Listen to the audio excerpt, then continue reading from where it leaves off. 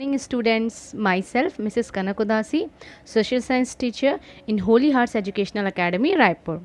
And today I am here to discuss with you class 7th history chapter 2 Kings and Kingdoms of Early Medieval Period. Students, you have seen in the last video that was uploaded on chapter 1 the medieval period. In that video you must have learned about what is medieval period. Yes, medieval period is the period between the ancient history and the modern history. Generally, it lasts from 6th century till 17th century in the Indian subcontinent.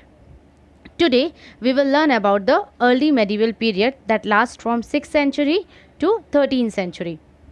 In early medieval period, Indian subcontinent is ruled by mostly the Hindu dynasty, mainly Rajput dynasty in both the northern India and the southern India.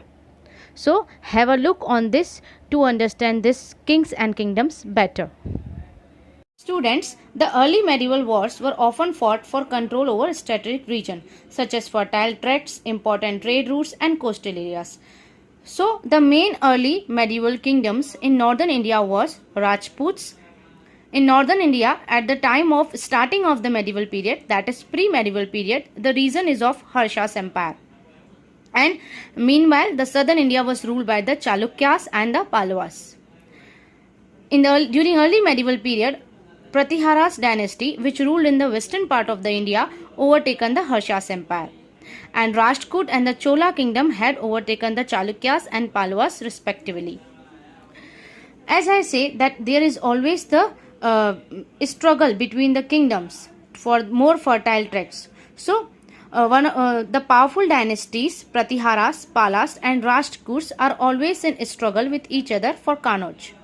Kannauj is the capital city of Pratiharas at that time, because Pratiharas have overtaken the Harsha's empire and Kannauj was the capital of Harsha's empire. Later, after overtaken by the Pratiharas dynasty, Kannauj is become the capital city of the Pratiharas dynasty.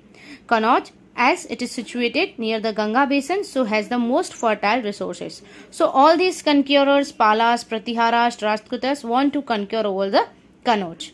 Some other Rajput kingdoms are Chandelas of Bundelkhand, Parmas of Malwa, Solankis of Gujarat and Chauhans of Delhi and Ajmer. You had heard about Prithviraj Chauhan, that Prithviraj Chauhan is from the dynasties of the Chauhans of Delhi and Ajmer. Now, these Rajput dynasty emerged when Pratihara's dynasty is defeated by Mahmud of Ghazni in AD 1018.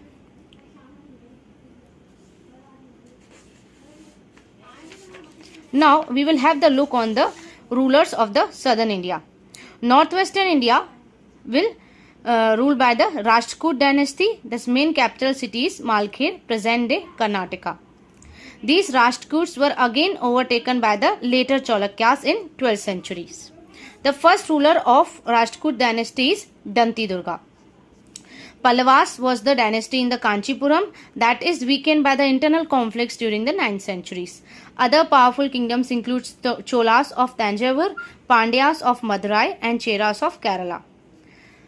As Chalukyas were taken the Rashtkot dynasty around 12th century, these Chalukyas were again defeated and further formed the small kingdoms as Yadavas, Devanagari and Hoysalas, and these kingdoms are further overtaken by the invention of Muslim conquerors, as we know about the Delhi Sultanate. Now we will move towards the medieval period and the life of the medieval period. The medieval period. The king's position. Kings, as you know children, mainly belongs to the Kshatriya caste. During that time, Varna system was there, exhibits in the society. So king is from only the Kshatriya caste. And gave him the title Maharaj Adhiraj and Tribhuvana Chakravardhan. Maharaj Adhiraj means kings of kings, राजाओं के भी राजा, and Tribhuvana Chakravarti means तीनों लोकों के स्वामी, the conquerors of the three world. If the king does not belong to Kshatriya caste, then they can perform the yaks with the help of Brahmins. One of the such ruler is Danti Durga from Rashtkot dynasty.